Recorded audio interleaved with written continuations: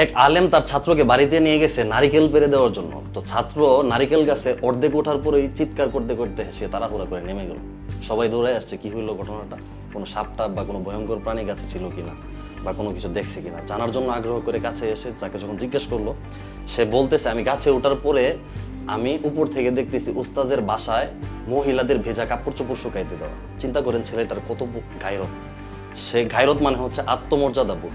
দেখেন এখন সমাজ থেকে গায়রতটা উঠে যাচ্ছে। আমি আরেকটা ঘটনা বলি, একজন মুশরিক সে একটা উট জবাই করতেছে, আরেকজন বন্ধু তার মুশরিকের বন্ধু জিজ্ঞেস করতেছে যে তুমি উটটাকে জবাই করতেছো কেন, এখন তো তোমার উট জবাই করে খাওয়ার কোনো প্রয়োজন নেই, তুমি এটাকে বিক্রি করে দিলেও পারতা। তো সে বলতেছে যে আমার বাসার মহিলারা এই উটের উপরে উঠে অনেক জায়গায় ভ্রমণ করছে, আমি চাই না আমি উটটাকে বিক্রি করে দেওয়ার পরে অন্য কেউ, অন্য কোনো পুরুষ এই উটের উপরে বসুক।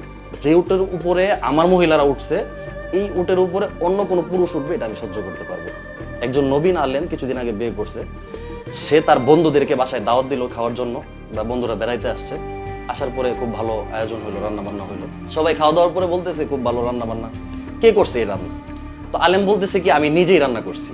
সবাই জিজ্ঞেস করতেছে কি ব্যাপার, কিছুদিন আগে তুমি বিয়ে করলা, তোমার বউ রান্না করে না, তুমি নিজে রান্না করলা যে?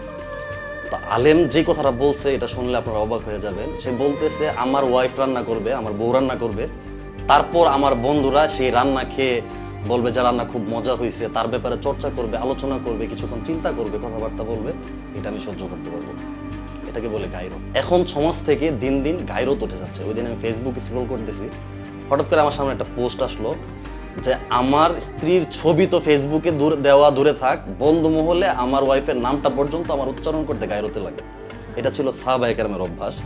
সাহাবায়ে কেরাম তাদের বন্ধু মহলে তাদের স্ত্রীর নামটা পর্যন্ত উচ্চারণ করতো না। অথচ বর্তমানে আমরা আসলে এই সমস্ত ঘটনাগুলোর বেশি বেশি চর্চা হওয়া দরকার।